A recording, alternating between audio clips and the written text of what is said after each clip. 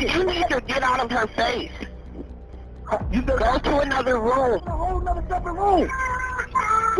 Move out my way, man. On the morning of March 15, 2024, neighbors in the quiet suburb of Stone Mountain, Georgia, were jolted awake by the sound of gunshots coming from the Johnson household. When police arrived at the scene, they discovered 40-year-old Keisha Johnson lying motionless in what was supposed to be her dream salon, blood pooling beneath her lifeless body. The man responsible for pulling the trigger? Her own husband of 12 years, Marcus Johnson, who claimed that his wife had disrespected him by turning their garage into a hair salon without his permission. What should have been the beginning of Keisha's entrepreneurial journey became the tragic end of her life. This devastating case reveals the deadly consequences when control, pride, and domestic abuse collide with a woman's dreams of independence. But to understand how a marriage that once seemed picture-perfect could end in such horrific violence, we need to go back to where it all began. This is the heartbreaking story of Keisha Johnson. 40-year-old Keisha Marie Johnson was born on June 8, 1983, in Birmingham, Alabama, to her loving parents, Jerome and Patricia Williams. Growing up in a close-knit African-American household in the historic Smithfield neighborhood, Keisha was the youngest of 4 children, with 2 older brothers, Terrell and Andre, and an older sister, Monique. The Williams family was tight-knit, built on strong values of hard work, faith, and the belief that with determination and God's grace, anyone could achieve their dreams. From a young age, Keisha displayed an artistic flair that set her apart. While her siblings played video games or watched television, she could be found experimenting with her sister's hair, creating intricate braids, and trying out different styles she'd seen in Essence magazine. Her mother, Patricia, who worked as a nurse at UAB Hospital, recognized her daughter's natural talent and encouraged her creativity, often letting Keisha practice new hairstyles on her after long shifts at the hospital. Keisha's childhood was filled with the sounds of gospel music, the aroma of her grandmother's Sunday dinners, and the warmth of family gatherings at Mount Zion Baptist Church, where relatives would come specifically to have their hair done by the little girl with magic fingers. Even at age 10, Keisha could transform anyone's look with nothing more than a hot comb, some hair grease, and an eye for beauty that seemed to come naturally. Academically, Keisha was a dedicated student at Carver High School, where she excelled in art classes and was president of the school's cosmetology club. Her teachers often praised her attention to detail and her ability to make others feel confident and beautiful. It was during these formative years that Keisha realized her calling wasn't just a hobby, it was her passion, her purpose, and potentially her future. Her family's modest means meant that Keisha had to work part-time jobs throughout high school to help support the household. She worked at a local beauty supply store on weekends and evenings, but even there, her coworkers would ask her to do their hair for special occasions. Word spread quickly about the teenager who could work miracles with African-American hair textures, and soon Keisha was earning extra money doing styles for church events, graduations, and family reunions throughout Birmingham.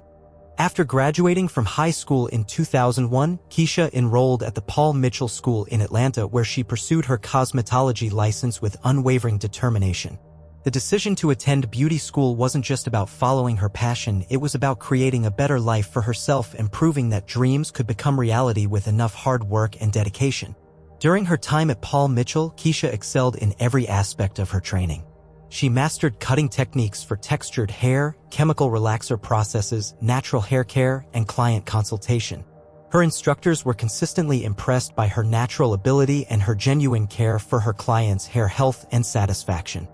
Keisha didn't just see hair as something to style, she saw it as a way to boost confidence, celebrate Black beauty, and help women feel their absolute best.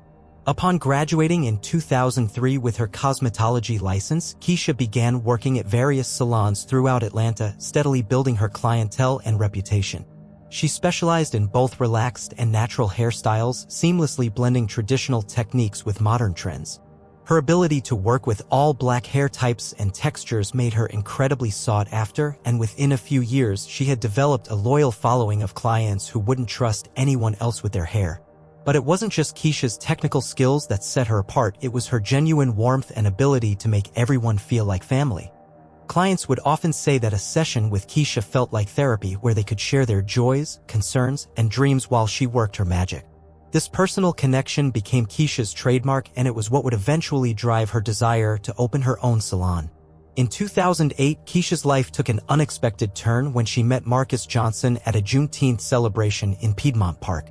Marcus, who was 28 at the time, worked as an electrician for Georgia Power and had recently moved to Atlanta from Detroit. He was charming, attentive, and seemed genuinely interested in Keisha's dreams and ambitions. Their courtship was passionate and intense, with Marcus often bringing flowers to the salon where Keisha worked and surprising her with romantic gestures that swept her off her feet. What initially attracted Keisha to Marcus was his apparent support for her career.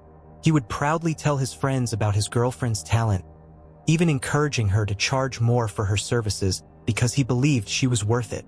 This support felt refreshing to Keisha, who had grown up watching her mother balance a demanding career with family responsibilities, while her father was sometimes less than supportive. After dating for 2 years, Marcus proposed to Keisha in 2010, presenting her with a beautiful ring during a family barbecue at her parents' house in Birmingham. The proposal was everything Keisha had dreamed of, surrounded by loved ones, filled with emotion, and promising a future built on love and mutual respect. Her family embraced Marcus warmly, appreciating his work ethic and his apparent devotion to their daughter. The couple married in a beautiful ceremony at Ebenezer Baptist Church in Atlanta, surrounded by family and friends who celebrated their union with joy and optimism. Keisha looked radiant in her grandmother's restored wedding dress, and Marcus appeared to be the picture of a devoted groom. Their wedding reception was filled with stepping, laughter, and toasts to a future filled with happiness and shared dreams. During the early years of their marriage, Marcus and Keisha seemed to complement each other perfectly. He provided stability and security while she brought creativity and warmth to their relationship. They moved into a modest 3-bedroom house in Stone Mountain where Keisha continued working at various salons while Marcus established himself with his electrical contracting business. Their life appeared to be progressing exactly as they had planned. In 2015, their family grew with the birth of their daughter, Zara, followed by their son, Malik, in 2017. Keisha embraced motherhood with the same passion she brought to everything else, balancing her career with raising her children. She often brought the kids to work with her, where clients adored them and where Zara would sit quietly watching her mother work and already showing signs of inheriting her artistic abilities. However, as the years progressed, subtle changes began to emerge in Marcus's behavior. What had once been support for Keisha's career slowly transformed into criticism and control. He began questioning why she needed to work so many hours, suggesting that her place was at home with the children. When Keisha explained that her work wasn't just about money but about her passion and identity, Marcus would dismiss her feelings as selfish and unrealistic. The first major red flag appeared in 2018 when Keisha mentioned her dream of eventually opening her own salon. Marcus's reaction was immediate and harsh. He accused her of being ungrateful for the life he provided and suggested that her ambitions would destroy their family. This conversation marked the beginning of a pattern where Marcus would use emotional manipulation and intimidation to control Keisha's decisions. Despite the growing tension at home, Keisha continued to excel professionally. Her reputation in the Stone Mountain and DeKalb County community grew stronger each year, and by 2020, she had saved enough money to seriously consider opening her own salon. She had identified several potential locations in Decatur and even started developing business plans and client transition strategies. Her dream was finally within reach, but Marcus's opposition was becoming increasingly aggressive. Arguments about Keisha's career ambitions became a regular occurrence in their household. Marcus would accuse her of caring more about strangers' hair than her own family, of being a bad mother for wanting to expand her business, and of disrespecting him as the head of the household. These arguments often escalated to shouting matches that frightened the children and left Keisha feeling emotionally drained and confused about her own desires. The COVID-19 pandemic in 2020 brought unexpected challenges but also an opportunity that Keisha couldn't ignore. When salons were forced to close, many hairstylists began working from home, and Keisha realized she could start her own business without the overhead costs of renting commercial space. The idea of converting their garage into a salon began to take shape in her mind. It would allow her to work from home, be close to her children, and finally have the independence she had always dreamed of. When Keisha first mentioned the garage salon idea to Marcus in late 2023, his reaction was explosive. He accused her of trying to turn their home into a beauty shop circus and claimed that having strangers coming to their house would put their family at risk.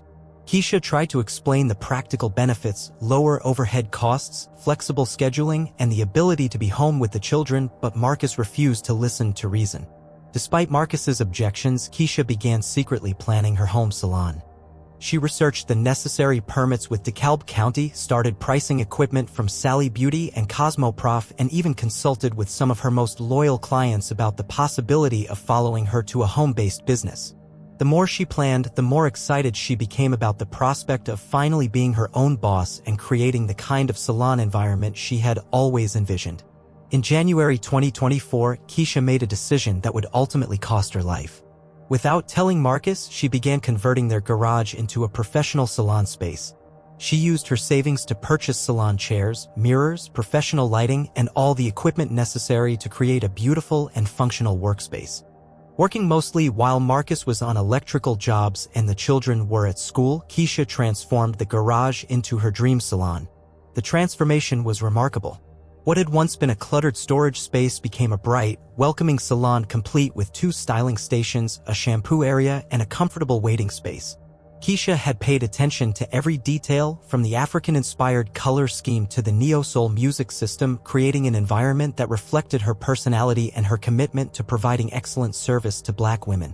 When Keisha's first official clients began arriving in February 2024, she felt a sense of accomplishment and joy that she had never experienced before.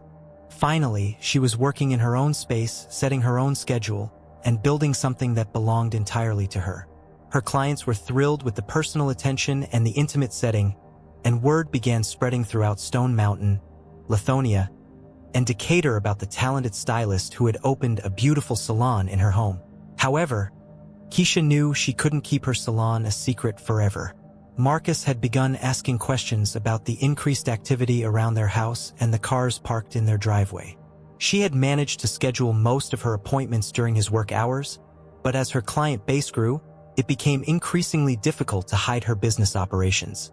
The inevitable discovery came on March 10, 2024, when Marcus came home early from an electrical job in Buckhead and found Keisha in the middle of installing a silk press on a client's hair. His reaction was immediate and terrifying. He began shouting at both Keisha and her client, demanding to know what was going on in his house. The client, clearly uncomfortable and frightened, quickly paid and left, leaving Keisha to face Marcus's rage alone. That night, Marcus gave Keisha an ultimatum. She had to shut down the salon immediately and return their garage to its original state, or there would be serious consequences. When Keisha tried to explain how much the salon meant to her and how well it was doing, Marcus became physically intimidating, backing her against the wall and speaking in a tone that left no room for negotiation. But Keisha had tasted independence, and she couldn't bring herself to give up her dream. Over the next few days, she continued seeing clients, hoping that Marcus would eventually come to accept her decision.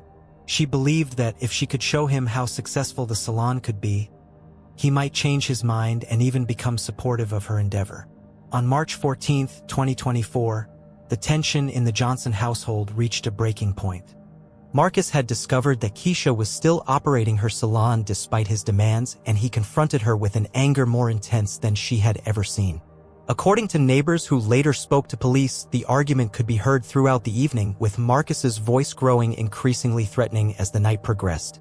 The next morning, March 15, 2024, would be Keisha's last day alive.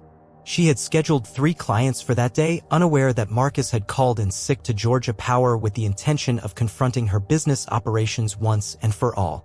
When Keisha's first client, Tanisha, arrived at 9 a.m., Marcus was waiting. According to the police report and witness testimony, Marcus confronted Tanisha in the driveway, ordering her to leave and telling her that there was no salon at his house. The confused client, a regular customer who had been coming to Keisha for years, tried to explain that she had an appointment, but Marcus became increasingly agitated and threatening. Keisha, hearing the commotion from inside the salon, came out to try to de-escalate the situation. She apologized to Tanisha and suggested they reschedule, hoping to avoid further confrontation with Marcus. However, as Tanisha drove away, Marcus's anger reached a deadly climax. What happened next was captured partially by the family's home security system. Marcus followed Keisha back into the garage salon, where their argument escalated to physical violence. Neighbors reported hearing Keisha screaming for help, followed by the unmistakable sound of gunshots that would forever change the lives of everyone involved. At approximately 9:47 a.m., Marcus called 911, claiming that there had been an accident and that his wife was hurt. When DeKalb County Police and paramedics arrived at the scene, they found Keisha lying unconscious in her salon, surrounded by the styling equipment and mirrors that represented her dreams. She had been shot multiple times in the chest and head, and despite the paramedics' efforts, she was pronounced dead at the scene. Marcus initially tried to claim that the shooting was accidental, that the gun had gone off during a struggle. However, the evidence at the scene and witness testimony quickly contradicted his story. The pattern of gunshot wounds and the position of Keisha's body indicated that this was not an accident but a deliberate and calculated act of violence. During police questioning, Marcus's story began to fall apart. Security footage from neighboring houses showed him retrieving the gun from inside the house and returning to the garage with clear intent. Additionally, text messages on Keisha's phone revealed the escalating threats Marcus had been making about her salon, including one sent just hours before her death that read, "If you don't close that salon today, you'll regret it for the rest of your life." Marcus Johnson was arrested and charged with first-degree murder, domestic violence, and illegal discharge of a firearm. As news of Keisha's death spread throughout the Stone Mountain community, shock and grief overwhelmed everyone who knew her. The salon that had represented her dreams and independence had become the scene of her tragic end. The investigation revealed a pattern of escalating domestic abuse that had been carefully hidden from friends and family. Text messages, journal entries found in Keisha's belongings, and statements from close friends painted a picture of a woman who had been living in fear while trying to maintain the appearance of a happy marriage. During the trial, which began in August 2024, prosecutors argued that Marcus had murdered Keisha because he couldn't tolerate her independence and success. They presented evidence showing his history of controlling behavior, financial abuse, and threats of violence when Keisha tried to assert her autonomy. The prosecution's case was strengthened by testimony from Keisha's clients, who described how happy and fulfilled she had seemed in the weeks before her death. Marcus's defense team attempted to argue that the shooting was the result of a momentary loss of control rather than premeditated murder. They claimed that Marcus had been under financial stress and felt disrespected by Keisha's decision to operate a business in their home without his consent. However, the evidence of planning and the severity of the violence made this defense difficult to sustain. On October 22, 2024, after deliberating for just 6 hours, the jury found Marcus Johnson guilty of first-degree murder. The judge sentenced him to life in prison without the possibility of parole, noting that his actions represented not just the murder of his wife, but the destruction of a family and the silencing of a woman's dreams. Keisha's funeral was held at New Birth Missionary Baptist Church in Lithonia, the same church where she had been married 14 years earlier. Hundreds of people attended, including clients whose lives she had touched, fellow stylists who had been inspired by her talent, and family members who struggled to understand how their beloved Keisha's life had ended so tragically. Her children, Zara and Malik, now orphaned and traumatized, were taken in by Keisha's sister Monique. In the months following Keisha's death, her story became a rallying cry for domestic violence awareness and women's economic empowerment in the Atlanta area. The Garage Salon, which had been Keisha's pride and joy, was converted into a memorial space where community members could gather to remember her life and discuss the warning signs of domestic abuse. Keisha's case highlights the deadly intersection of domestic violence and economic control, where a Black woman's desire for independence and self-sufficiency can trigger fatal violence from an abusive partner. Her death serves as a tragic reminder that domestic abuse often escalates when victims attempt to gain financial independence or make decisions without their abuser's permission. The tragic story of Keisha Johnson reminds us that behind every successful woman may be someone trying to tear her down, and that dreams of independence can sometimes come at the ultimate cost. Her legacy lives on not just in the beautiful hairstyles she created, but in the awareness her story has brought to the deadly reality of domestic violence in our communities. Let me know what you think in the comments section below. References *. DeKalb County Police Department case files. Court records from People vs. Johnson. Witness testimony and police reports. Family statements and community interviews.